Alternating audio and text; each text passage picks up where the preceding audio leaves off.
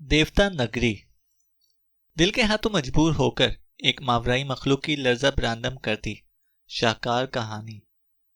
मुसन्निफ शकील नियाजी। दिन गुजरते गए और पता ही ना चला कि कब एक साल और गुजर गया। इस एक साल में मार्गस के सर के बाल और दाढ़ी बेतहाशा बढ़ गए थे। यहाँ नहाने का भी कोई इंतजाम ना था। उसने अभी तक वही कपड़े पहन रखे थे जो उसने जेल में आखिरी दिन पहने हुए थे। वो सफ़ेद कपड़े फट के चीथड़ों की शक्ल में उसके वजूद पर झूल रहे थे। इस दौरान उसकी टायरियस से दोस्ती तो ना हुई मगर अच्छी गपशप जरूर हो गई और उसे देवताओं के बारे में और बहुत सी बातें मालूम होती। मसलन के देवताओं की उम्रें हजारों साल पर मुहित होती हैं। वो उड़ सकते हैं, पानी और खला में भी सांस ले सकते हैं। उनमें सैकड़ों घोड़ों की ताकत होती है। उनकी नज़र किसी उकाब की तरह तेज चीते जैसी फुर्ती और शेर की मानंद हमला करने की अहलियत मौजूद होती है। अब उसे मुकम्मल तौर पर अपनी माँ के बारे में पता चला था कि क्यों जब वो छोटा था उस वक्त और उसके जवान होने तक उसकी माँ वैसी की वैसी ही रही जैसे 30 साल की हो। ये बात अक्सर लोग उनसे कहते थे। खुद मार्गस के दोस्त भी उससे कहते थे कि ये तुम्हारी माँ तो कम अज़ कम नहीं लगती। मगर उसकी माँ मुस्कुरा के सिर्फ इतना ही कहती, देखने में ठीक हो मगर अब वजूद में पहली जैसी ताकत नहीं रही। ये झूठ शायद वो अपना राज छुपाने के लिए कहती थी। बहरहाल जो भी था, मार्गस इस बेजुर्म की कैद से बेहद तंग था। वो किसी न किसी तरीके से यहाँ से निकलने के तरीके ढूंढता रहता था। आखिर इस सिलसिले में टायरियस से उसने बात की। मैं इस जहन्नम में से निकलना चाहता हूँ, मार्गस बोला। इस जन्नत को जहन्नम कहकर इसकी तौहीन मत कर लड़के, टायरियस ने मुस्कुराकर कहा। जन्नत ये तुम्हारे लिए होगी, मेरे लिए हरगिज नहीं। मैं यहाँ से निकलना चाहता हूँ, मार्गस से परेशानी के आलम में कहा। तो टायरियस सोच में पड़ गया। नहीं, यहाँ से बाहर जाने का सोचना भी मत, और ना ही मैं तुम्हें कोई ऐसी वैसी हरकत करने दूंगा, समझे? टायरियस ने सख्ती से कहा। क्यों, क्या हुआ रहम के देवता? क्या इस कैद में रहकर तुम्हारी तरजीहात बदल गई हैं, या मुझे यहाँ से ना जाने देने में तुम्हारा कोई और फायदा है? मार्गस ने तंजिया अंदाज में कहा। देखो लड़के, तुम यहाँ से निकलने पर भी अपनी दुनिया पे नहीं लौट पाओगे, तो फिर यहाँ से बाहर निकलने का क्या फायदा जिसमें जान जाने का अंदेशा हो? टायरियस बोला। क्योंकि मैं नहाना चाहता हूँ। मेरा वजूद तो देखो, किसी गंदगी के ढेर से कम नहीं लग रहा, मार्गस ने झिंझिलाकर कहा। ओहो, तो ये बात है, टायरियस ने कहा और सोच में पड़ गया। फिर बोला, ठीक है, मैं तुम्हें यहाँ से निकालता हूँ। इस महल के पीछे सैकड़ों तालाब हैं, तुम आराम से वहां पर नहा सकते हो। मगर एक बात कान खोल के सुन लो, कोई उल्टी सीधी हरकत मत करना वरना बेमौत मारे जाओगे, समझे? टायरियस ने कहा। तो मार्गस ने सर हिला दिया। शाम का खाना देकर पहरेदार जैसे ही लौटा तो टायरियस ने बिना आवाज पैदा किए कोठरी की सलाखें टेढ़ी करने के बाद उसकी कोठरी की सलाखें भी टेढ़ी की। फिर इसमें इतना खला पैदा हो गया कि मार्गस बाहर निकल आया। तुम्हें याद है ना मैंने क्या कहा है? टायरियस ने पूछा। हाँ, मार्गस ने इतना ही कहा कि टायरियस ने उसके मुंह पर हाथ रख दिया। श, याद है? आवाज धीरे रखो बेवकूफ, टायरियस ने उसे डपट के कहा। तो मार्गस ने सर आहिस्ता से हिला दिया और आहिस्ता आहिस्ता तहखाने से ऊपर जाने वाली सीढ़ियों पर चढ़ने लगा कि अचानक उसे किसी के कदमों की आवाज सुनाई दी। तो वो वहीं सीढ़ियों पर दुबक के बैठ गया। उसका दिल तेजी से धड़कने लगा था क्योंकि अब चाप के साथ साथ एक साया भी दिखाई देने लगा था। वो साया जो करीब आता गया, मार्गस के दिल की धड़कन तेज होती गई। लेकिन इससे पहले कि आने वाले की नजर उस पर पड़ती, वो एकदम पलट गया जैसे उसे कोई बात याद आ गई हो। उसके जाते ही मार्गस से सुकून का सांस लिया और चंद लम्हे वहीं पर दुबका रहा और फिर एहतियात से आगे बढ़ने लगा। महल के तमाम रास्ते भूल भुलैया थे मगर टायरियस ने उसे एक एक रास्ता अच्छी तरह जहन नशीन करवा दिया था, इसलिए उसे रास्ता ढूंढने में कोई दिक्कत पेश ना आ रही थी। मसला था तो पहरेदारों की नजरों से बचने का। वो इस तरह से बचते बचाते महल से बाहर निकल आया। रात का अंधेरा पूरी तरह से छा चुका था। आसमान तारों से भरा हुआ था। चांद नहीं निकला था, इसलिए वहां काफी अंधेरा था। इसलिए वो आराम आराम से आगे बढ़ रहा था। अब उसे थोड़े फासले पर पानी के चश्मे दिखाई देने लगे। पानी बेहद शफाफ था, इसलिए वो बहुत खूबसूरती से आसमान का अक्स चुरा रहा था। मार्गस इस हसीन नज़ारे में खोया हुआ था कि अचानक उसे अपनी पुश्त पर तेज रोशनी महसूस हुई। तो वो फौरन एक बड़े से पत्थर के पीछे छुप गया। उसने देखा कि महल की छत पर कोई देवता खड़ा था जिसके सफेद परों से तेज रोशनी निकलती महसूस हो रही थी। मार्गस उसे गौर से देख रहा था मगर वो था कौन? दूरी की बिना पर वो कोई अंदाजा लगाने में नाकाम रहा था कि अचानक उसने पर सुकेड़े और किसी रॉकेट की तरह ऊपर उड़ा, फिर फिजा में गोता लगाकर तेजी से नीचे आया और सीधा चश्मे में जा गिरा और पानी में उतरता चला गया। चंद लम्हे पानी में हलचल रही, फिर पानी की सतह पर मामूल आ गई। मार्गस हैरानगी से यह सब कुछ देख रहा था। पानी की सतह से जो रोशनी आ रही थी वो भी गायब हो गई थी। शायद वो बहुत ही गहरे पानी में उतर गया था। मार्गस आराम से अपनी जगह से उठा और आहिस्ता आहिस्ता चलता हुआ इस चश्मे के करीब आया। उसने देखा कि वहां किसी भी देवता का नामो निशान नहीं था। वो हैरत से पानी की सतह को झुक के देख रहा था कि फिर वही तेज रोशनी पैदा हुई और फिर बढ़ती ही चली गई। इससे पहले कि मार्गस पीछे हटता, दो मजबूत बाजुओं ने उसे सख्ती के साथ कंधों से पकड़ा और उसे लिए पानी में उतरते गए। उसने मार्गस को संभलने का मौका तक ना दिया। वो वजूद उसे नीचे गहराइयों में लेता जा रहा था। मार्गस ने हाथ पांव मारने लगा, मगर वो जो भी था उससे कहीं ज्यादा ताकतवर था। उसे मार्गस की एक ना चलने दी और उसे नीचे ही नीचे लेता जा रहा था, हत्ता कि वो मार्गस को तह तक लेकर चला गया। जैसे ही वो दोनों तह तक पहुंचे, उसने मार्गस को एकदम छोड़ दिया। उसके छोड़ते ही मार्गस का वजूद तेजी से ऊपर आया और पानी की सतह पर आके गहरे गहरे सांस लेने लगा। अभी वो किनारे की तरफ ही जा रहा था कि फिर इस अनजान देवता ने उसको पांव से पकड़ा और उसे फिर से नीचे लेकर जाने लगा। मार्गस ने बहुत कोशिश की, मगर उसने मार्गस का पैर ना छोड़ा। फिर अचानक मार्गस ने अपना दूसरा पैर उसके मुंह पर दे मारा तो उसकी टांग उसकी गिरफ्त से निकल गई और मार्गस एक बार फिर सतह पर आया और फिर तेजी से हाथ पैर चलाता हुआ चश्मे से बाहर निकल आया। तो उसने मुड़ के देखा कि वो अनजान देवता भी पानी से बाहर आ गया था। मार्गस उसे देखकर हैरान रह गया। वो कोई देवता नहीं, एक 18-19 बरस की नौजवान बेहद खूबसूरत लड़की थी, जिसके सफेद रोशनी खारिज कर रहे थे। उसके स्याह बाल उसकी कोहनियों तक आ रहे थे। उसने इंतहाई बेशकीमती लिबास जेबतन किया हुआ था और उसका खूबसूरत चेहरा किसी लाल अंगारे की तरह दहक रहा था। वो बेहद गुस्से में मार्गस की जानिब बढ़ी तो मार्गस घबरा के पीछे की जानिब हटा तो झाड़ियों में उलझ के गिर पड़ा। वो जैसे गिरा वो तेजी से उड़ी और मार्गस को पकड़कर फिजा में बुलंद हो गई और 8-9 फीट ऊपर जाके उसे छोड़ दिया। तो मार्गस नीचे आन गिरा। जमीन कदरे पथरीली थी, इसलिए वो काफी जख्मी हो गया। वो अब उससे कुछ फासले पर उतरी और तेजी से मार्गस की जानिब लपकी। मार्गस की कैफियत नीम बेहोशी की सी हो गई थी। उसे अब अपने बचने की कोई उम्मीद नजर नहीं आ रही थी, क्योंकि उसने इस देवी के हाथ में चमकती तलवार भी देख ली थी। उसने मार्गस के करीब आते ही तलवार बुलंद की। मार्गस ने अपने दोनों बाजुओं से अपना चेहरा छुपा लिया। उसने जैसे ही मार्गस पर तलवार गिराई, तलवार मार्गस से 1 इंच दूर रुक गई। उसने हैरत से देखा, उसका हाथ किसी ने पकड़ लिया था और वो कोई और नहीं, टायरस था। मार्गस उठो, टायरस ने उस देवी का हाथ छोड़े बिना कहा। तो मार्गस हैरत से टायरस को देखने लगा।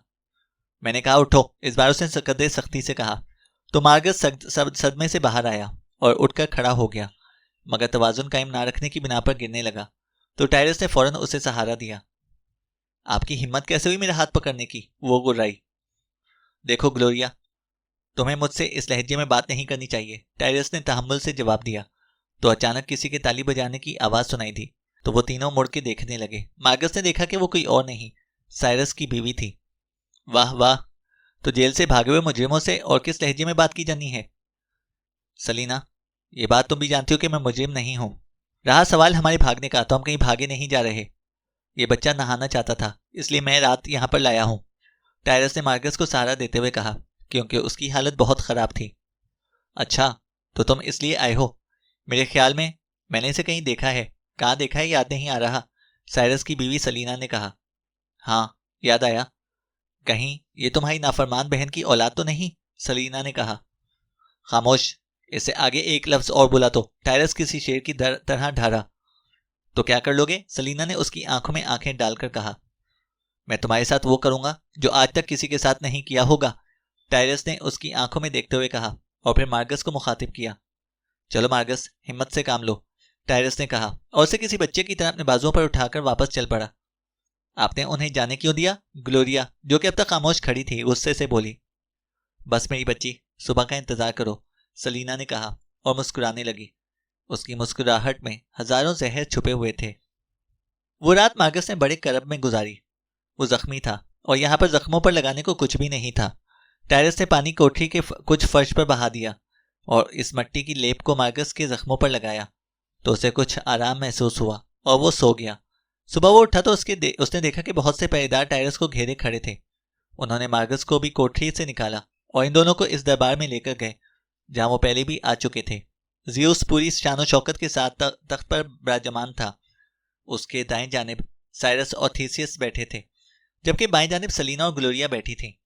मार्गस ने इत्मीनान से ग्लोरिया को देखा। वो वाकई बहुत हसीन थी।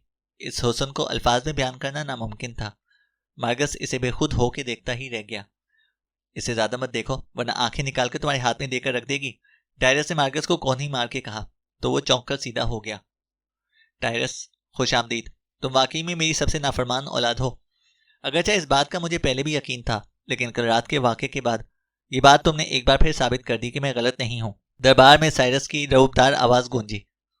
आपने जो भी सुना है हमेशा की तरह गलत सुना है, टायरस ने सलीना की जानिब देखते हुए कहा, जो जहर खुंद अंदाज में मुस्कुरा रही थी। तो क्या तुम इस बात से इंकारी हो कि तुमने इस लड़के को जिंदान से निकलने में मदद की और फिर इसने ग्लोरिया पर हमला कर दिया? जियोस ने कहा। मैंने इस लड़के को बेशक बाहर निकाला था, मगर, टायरस ने कहना चाहा। अगर मगर को छोड़ो, इसे बाहर तुमने निकाला था ना? जियोस ने उसकी बात काटकर सख्त लहजे में कहा। जी, टायरस ने सर झुका के धीरे लहजे में कहा।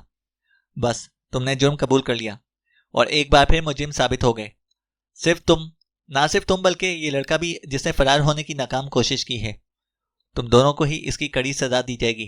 तुम पहले की तरह जिंदान में सड़ोगे और इस लड़के को मरवान की सजा सुनाई जाती है, जियोस ने कहा। तो टायरस का रंग फक हो गया, जबकि वहां बैठे साइरस के अलावा सबके चेहरों पर मुस्कुराहट दौड़ गई।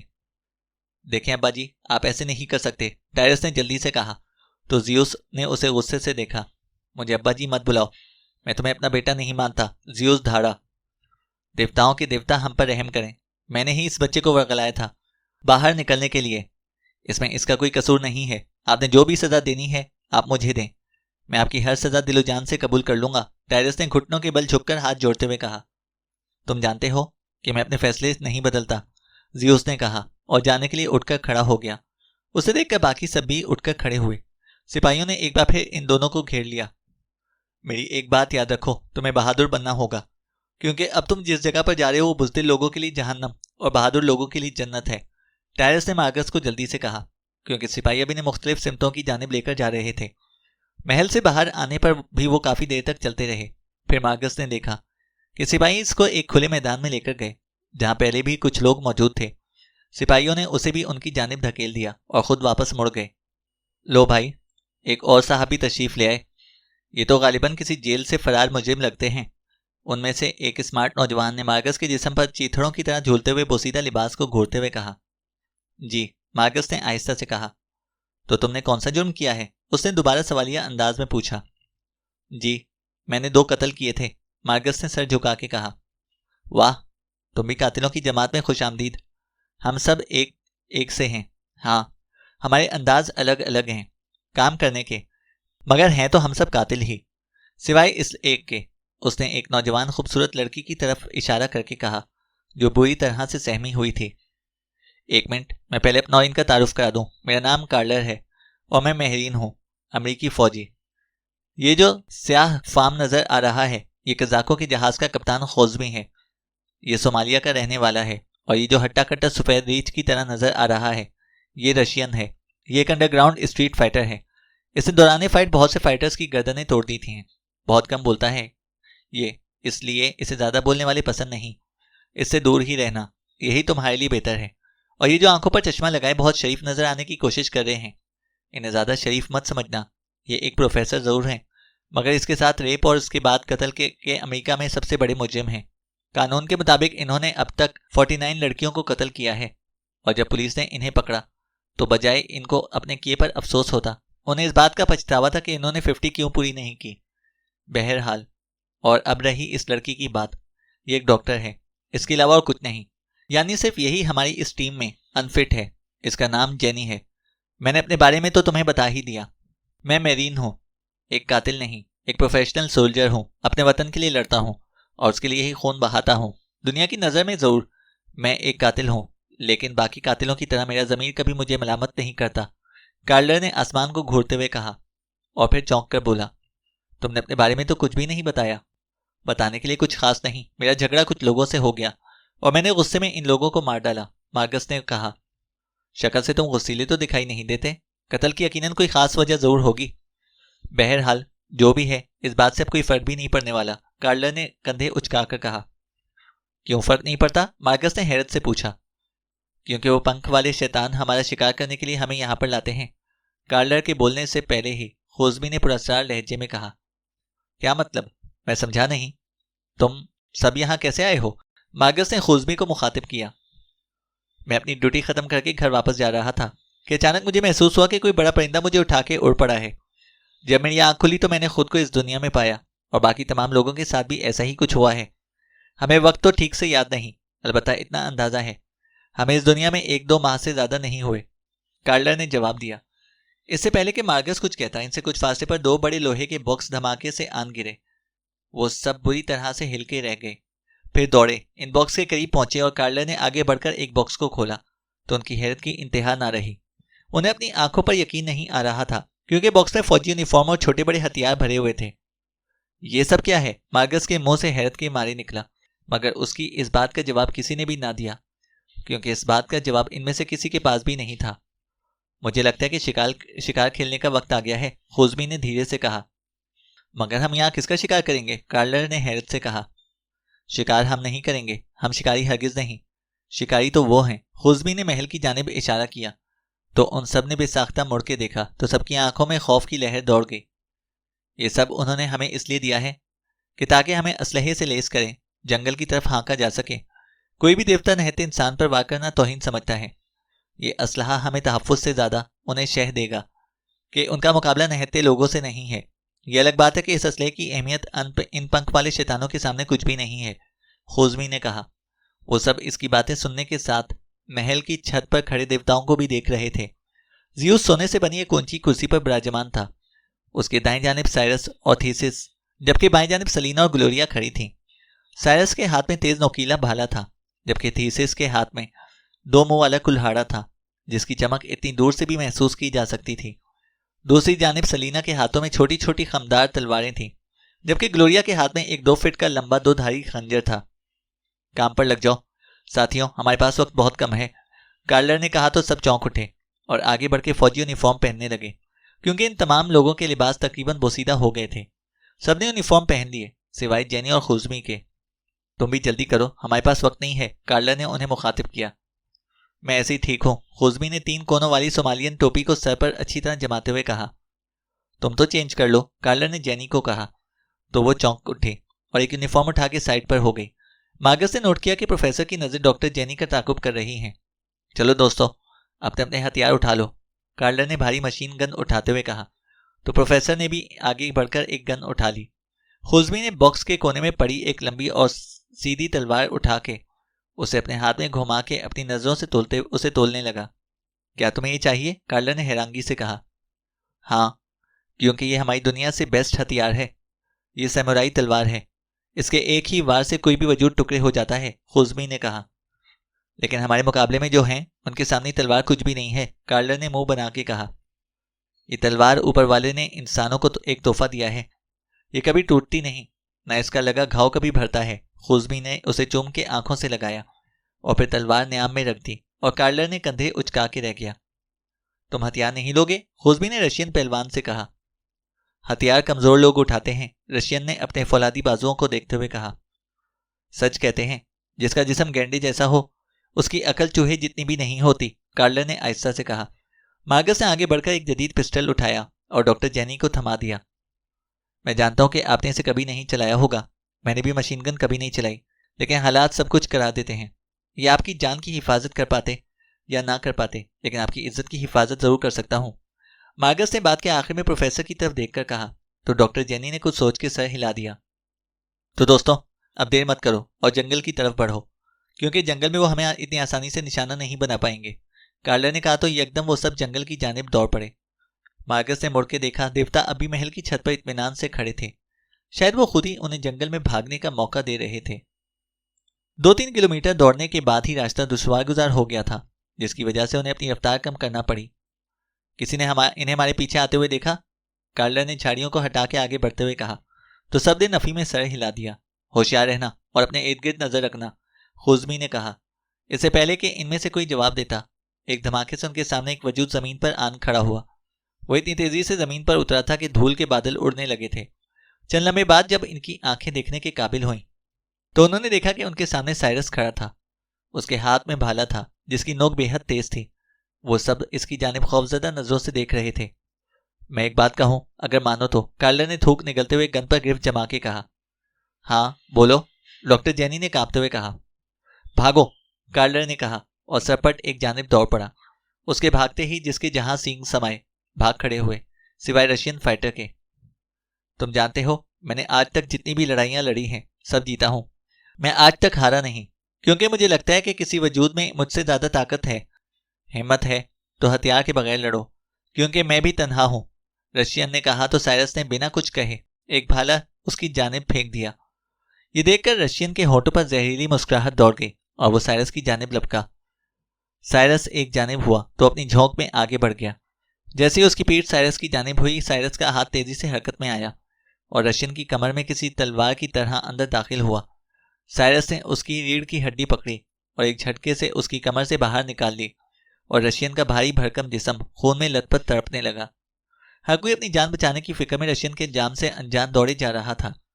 मार्गस ने देखा कि प्रोफेसर भी इसके साथ ही दौड़ रहा था। काफी देर यूं अंधाधुंध भागते रहे और फिर मार्गस ने थक के एक दरख्त के तने से टेक लगा ली और प्रोफेसर भी अपने घुटने पकड़कर हाँफने लगा। मार्गस ने पीछे मुड़ के देखा तो डॉक्टर जेन भी गिरती पड़ती उनकी जानिब बढ़ रही थी। बाकी सब कहें? मार्गस ने उनके करीब आते ही पूछा तो जेनी ने कंधे उचका दिए। मेरे ख्याल में हमें यहाँ पर रुकना नहीं चाहिए, हमें आगे बढ़ते रहना होगा, प्रोफेसर ने कहा। तो मार्गस ने सर हिला दिया। साइरस को देख के अंधाधुंध भागने की वजह से कार्लर और खुशबी अपने साथियों से बिछड़ गए थे। क्या कहते हो कप्तान, क्या हम सही से जा रहे हैं? कार्लर ने सवालिया अंदाज में पूछा। मैं यकीन से कुछ नहीं कह सकता कि हम किस सिमत में जा रहे हैं, लेकिन एक बात जरूर यकीन से कह सकता हूं। कौन सी बात? कार्लर ने जल्दी से पूछा। वो ये कि हमारी मौत हमारी सिमत में जरूर आ रही है, खुशबी ने रुकते हुए कहा। तो कार्लर भी रुक के हैरानगी से उसे देखने लगा। तुम कहना क्या चाहते हो? कार्लर ने पूछा। हम जब से दौड़ना शुरू हुए हैं वो इस वक्त से साय की तरह हमारा पीछा कर रहे हैं।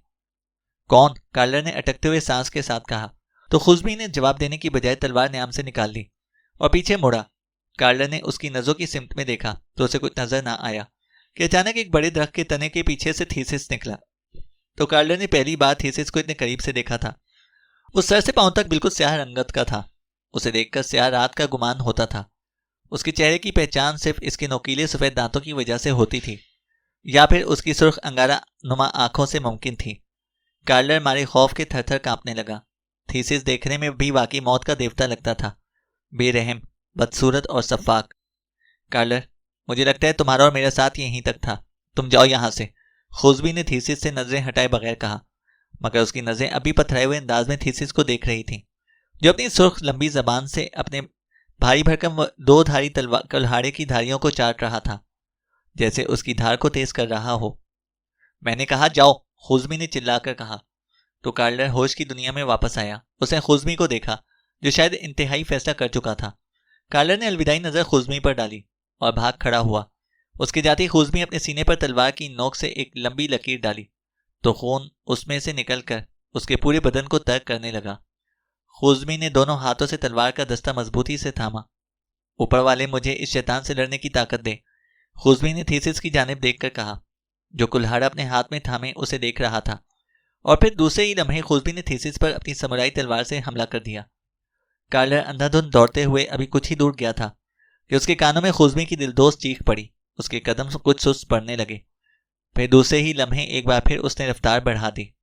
शाम के साय फैलने लगे थे। जंगल इतना घना था कि दिन में भी रात का समा लगता था और अब शाम होने पर और भी ज्यादा अंधेरा छा चुका था। मेरे ख्याल में हमें यहाँ कोई महफूज जगह देकर आराम करना चाहिए, प्रोफेसर ने कहा। हाँ, मगर हम दोनों को बारी बारी पहरा देना पड़ेगा, मार्गस ने कहा और प्रोफेसर ने सर हिला दिया।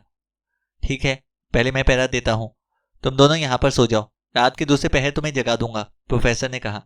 तो मार्गस और डॉक्टर जेनी ने घनी झाड़ियों के दरमियान जगह साफ की और लेट गए। आप ठीक तो है ना? मार्गस ने डॉक्टर जेनी को देखते हुए कहा, जो गहरी सोचों में डूबी हुई दिखाई दे रही थी। हाँ, मैं ठीक हूँ, डॉक्टर जेनी ने कहा। तो मार्गस उसे देखने लगा। वो बहुत ही मासूम और कम उम्र थी। गालिबन उसने अभी अभी डॉक्टरी ज्वाइन की थी। वो बिलाशुबा एक हसीन लड़की थी, लेकिन हालात के पेश नज़र अब उसका हुस्न भी सोगवार नजर आ रहा था। मैं ये तो नहीं कहना चाहता कि हालात बेहतर हो जाएंगे, मगर हमें बेहतरी की उम्मीद भी नहीं छोड़नी चाहिए, मार्गस ने उसकी जानिब देखते हुए कहा। पता है, मैं छोटी सी थी जब मेरे डैड इस दुनिया से चले गए। इसके बाद अगर मेरा इस दुनिया में कोई था, वो मेरी बूढ़ी माँ थी। हम दोनों ही एक दूसरे को देख के जीते थे। फिर एक दिन मैं अपने फ्लैट से जैसे ही एक दोस्त से मिलने के लिए निकली, तो किसी ने यकदम मुझे दबोच के उठा लिया। जब मैं होश में आई तो मैंने खुद को इस दुनिया में पाया। पता नहीं मेरी माँ की क्या हालत होगी, वो बेचारी तो सदमे से पागल हो गई होगी। ये कहकर जेनी फूट पड़ी और रोने लगी। तो मार्गस को इस पर बेपनाह तरस आने लगा और उसने हाथ आगे बढ़ा के उसके गाल पर बहने वाले आंसुओं को साफ किया। तो वही एकदम चुप हो गई और उसे देखने लगी। तो मार्गस को फौरन ही अपनी कमजोर पोजीशन का अंदाजा हो गया, तो उसने फौरन हाथ उठा लिया। सॉरी, मार्गस ने कहा और करवट बदल के मुंह दूसरी तरफ कर लिया और आंखें बंद कर लीं और जेनी उसकी पीठ को देखने लगी। मार्गस की आंख रात गए खुली तो उसने करवट बदली और जेनी को साथ ना पाके फौरन उठ बैठा। उसने पास की मशीन गन उठाई और झाड़ियों से बाहर निकल के एहतियात से इर्द गिर्द देखने लगा, मगर ना ही उसे प्रोफेसर दिखाई दिया ना ही जेनी।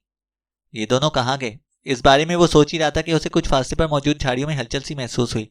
तो उसने फौरन मशीन गन आगे की और दबे कदमों से आगे बढ़ा। उसने आराम से झाड़ियों को एक जानिब उठाया तो अगला मंजर देखकर खून खोल उठा और गन के दस्ते पर उसकी गिरफ्त और मजबूत हो गई। उसने देखा कि जेनी का मुंह बंधा हुआ था और प्रोफेसर उसकी इज्जत बर्बाद करने के दर पे था। जेनी से दूर हट जाओ प्रोफेसर, मार्गस धाड़ा। ओहो, तो तुम भी यहाँ पर आ गए, प्रोफेसर ने कहा और उठ खड़ा हुआ। उसके उठते ही जेनी भी फौरन उठकर खड़ी हो गई और दौड़ के मार्गस के पीछे छुप गई। मार्गस की गन की बैरल अभी तक प्रोफेसर की जानिब थी। क्या तुम इस घटिया लड़की के लिए मुझ पर गोली चलाओगे, प्रोफेसर चिल्लाया। देखो, तुम यहां से फौरन चले जाओ वरना, मार्गस ने सख्त लहजे में कहा। वरना क्या, मारोगे मुझे? चलो चूहे, ये भी करके देख लो। ये कहकर प्रोफेसर उसकी जानिब बढ़ा। मैं कह रहा हूं अपनी जगह पर रुक जाओ वरना मैं गोली चला दूंगा, मार्गस चिल्लाया। चिल्लाओ मत, हिम्मत करो और गोली चलाओ, प्रोफेसर ने चिल्लाकर कहा और उसकी जानिब बढ़ा। इससे पहले कि वो मार्गस से गन छीनने की कोशिश करता, फायर की आवाज गूंजी और प्रोफेसर की खोपड़ी सैकड़ों टुकड़ों में बढ़ गई। खून के कुछ छींटे मार्गस के चेहरे पर भी आने लगे। प्रोफेसर का वजूद एक धमाके से जमीन पर गिरा। उसने देखा कि कार्लर हाथ में गन लिए खड़ा और उसकी नाल से धुआं निकल रहा था। अरे यार, बेचारा इतनी देर से जो तुम्हारी मेहनत किए जा रहा था, मार दी होती, ख्वामख्वाह मुझे तकलीफ करनी पड़ी, कार्लर ने कहा और इनकी जानिब बढ़ा। मार्गस और जेनी अभी तक शौक से बाहर नहीं निकले थे।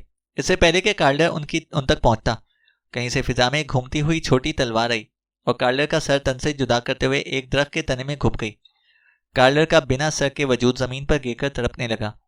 मार्गस और जेनी ने इस सिमत में देखा जहां से तलवार आई थी तो उनकी आंखों में दहशत फैल गई, क्योंकि तलवार फेंकने वाली सलीना थी। एक तलवार अब भी उसके हाथ में थी और वो जमीन से 3 फीट ऊपर फिजा में पर फैलाए खड़ी थी। उसके पर हिलने की वजह से धूल और खुश्क पत्ते उड़ रहे थे। मार्गस कुछ लम्हों के लिए उसे देखता रहा, फिर उसके जहन में आवाज गूंजी कि उसे फौरन मारो वरना मारे जाओगे। इस ख्याल के आते ही उसने गन की नाल का रुख सलीना की तरफ किया। इससे पहले कि वो ट्रिगर दबाता, सलीना ने तलवार फेंकी और गन को 2 टुकड़ों में तकसीम कर दिया। गन दूर जा गिरी। जो तलवार फौलाद को यूं काट सकती थी, उसके लिए गोश्त से बने वजूद की क्या अहमियत है। ये सोचते ही मार्गस के पसीने छूट गए। जेनी दौड़ के एक दरख्त के पीछे छुप गई थी, जबकि मार्गस खुद में इतनी हिम्मत पैदा ना कर पाया। तुमसे अच्छी तो ये लड़की है जिसमें भागने की हिम्मत तो बाकी है। तुम भी बिल्कुल अपने बाप पर गए हो, वो भी तुम्हारी तरह बुजदिल था, सलीना ने कहा और इसके साथ ही उस पर झपटी और जोरदार अंदाज से मार्गस से टकराई तो वो जमीन पर गिर गया। सलीना ने दरख्त में घुपी तलवार निकाली और मार्गस की जानिब बढ़ी। मार्गस जब गिरा था तो इसका पत्थर सर से टकरा गया था, जिसकी वजह से उसे अपना सर घूमता हुआ महसूस हो रहा था। सलीना ने उसके नजदीक आके तलवार वाला हाथ बुलंद किया। मार्गस को कुछ समझ ना आया कि उसे क्या करना चाहिए। फिर अचानक उसकी नजर एक पत्थर पर पड़ी। उसने पत्थर उठाया और सलीना की जानिब फेंक मारा। पत्थर सलीना के इस हाथ पर लगा जिसमें तलवार थी। पत्थर के लगते ही तलवार उसके हाथ से निकल गई। मार्गस तेजी से उठा और उसे जोरदार अंदाज में धक्का देने की कोशिश की, मगर वो सलीना को अपनी जगह से 1 इंच भी हिला ना पाया। मार्गस को अच्छी तरह अंदाजा हो गया था कि सलीना उससे ताकत में कहीं ज्यादा है। सलीना ने उसे धक्का दिया तो वो दूर जाकर सलीना जा गिरा। सलीना ने एक बार फिर तलवार उठाई और उसकी जानिब बढ़ी। इससे पहले कि वो इस पर वार करती, एक तीर नामालूम सिमत में से आया, उसकी कलाई को चीरता हुआ एक दरख्त के तने में पेवस्त हो गया। मार्गस ने हैरत से इर्द गिर्द देखा तो उसकी नजर टायरस पर पड़ी, जो हाथ में कमान लिए खड़ा था और इसके कंधों पर तीरों से भरा हुआ तरकश दिखाई दे रहा था। सलीना ने दूसरे हाथ से तीर को पकड़कर अपनी कलाई को आजाद कराना चाहा, मगर तीर दरख्त के तने से ना निकल पाया। सलीना का बाजू खून की सुर्खी से तर हो गया था और उसके चेहरे पर शदीद तकलीफ के आसार वाजे थे, मगर फिर भी वो जब्त किए टायरस को खूनी निगाहों से घूरे जा रही थी। लेट होने के लिए माजरत, टायरस ने जमीन पर गिरे मार्गस की जानिब हाथ बढ़ा के कहा। जो उसे हैरानगी से देखे जा रहा था। अब उठ भी जाओ, बाद में हैरान हो लेना। वैसे मैं इसमें हैरानगी वाली कोई बात नहीं, क्योंकि मुझे कैद करना बहुत ही मुश्किल काम है, टायरस ने कहा और मार्गस का हाथ पकड़कर उसे सहारा देकर उठा लिया। टायरस, तुम बहुत बड़ी गलती कर रहे हो, सलीना ने मचलते हुए कहा। तुम तो जानती हो मुझे गलतियां करना पसंद है, टायरस ने मुस्कुराकर कहा। तो फिर ये तुम्हारी जिंदगी की आखिरी गलती होगी, सलीना ने गुर्रा के कहा। वो बदस्तूर तीर से अपनी कलाई को आजाद कराने की कोशिश कर रही थी, मगर उसे नाकामी का सामना करना पड़ रहा था। ये टायरस का तीर है, इसे यूं निकालना आसान नहीं, टायरस ने कहा। इतने में जेनी भी टायरस के सामने आ गई। तुम्हारे बाकी साथी कहाँ हैं? टायरस ने जेनी से सवाल किया। वो सब मारे जा चुके हैं, जेनी की बजाय मार्गस ने कहा। तो टायरस बोला, तो फिर यहां से निकल चलो, यहां रुकना ठीक नहीं है। यह कहकर वो मार्गस को सहारा देकर चल पड़ा, और जेनी ने भी एक नजर बल खाती सलीना को देखा और उनके साथ चल पड़ी। काफी दूर जाने के बाद मार्गस बोला, ये सब हमारे साथ क्या कर रहे हैं? पहले इन सब ने मेरे अलावा बाकी लोगों को उठाया, उन्हें यहां पर लाए, फिर इन्हें फौजी यूनिफॉर्म के साथ साथ असलहे से भी लेस किया, और फिर इस जंगल में एक एक करके इन्हें मारने लगे। ये सब किस लिए? शिकार, टायरस ने कहा। क्या मतलब? क्या हम जानवर हैं जो हमारा शिकार किया जा रहा है? मार्गस ने कहा। हाँ, देवताओं के आगे इंसान की औकात एक सुधाए हुए जानवर से ज्यादा नहीं है। सदियों पहले जब इंसान जंगलों में रहा करते थे तो देवता जमीन पर आके इनका शिकार किया करते थे। जब इंसानों ने बस्तियां बनानी शुरू कर दी तब भी देवता ऐसा करते रहे, लेकिन जब मिस्र के हुक्मरानों ने एहराम बनाए और देवताओं की बाकायदा इबादत शुरू कर दी तो ये बात ज़्यूस को पसंद ना आई, और इसने जमीन पर ना सिर्फ खुद आना बंद कर दिया बल्कि देवताओं को भी मना कर दिया। लेकिन इंसानों के शिकार की जिबिल्लत ने उन्हें चैन ना लेने दिया, तो ज़्यूस ने देवताओं को इजाजत दी कि वो जमीन से इंसानों को उठा के यहाँ पर ले आए, ताकि इन घने जंगलों में उनका शिकार सुकून से किया जा सके। जमीन से उठाने से तुम्हारी क्या मुराद है? क्या हम किसी और दुनिया में हैं? मार्गस ने हैरान होकर कहा। तो टायरस हंस दिया। तो तुम्हें क्या लगता है तुम अभी भी अपनी दुनिया में हो? नहीं मेरे दोस्त, ये कायनात बहुत वसी है, तुम अपनी दुनिया से बहुत दूर एक नई दुनिया में हो, टायरस ने कहा।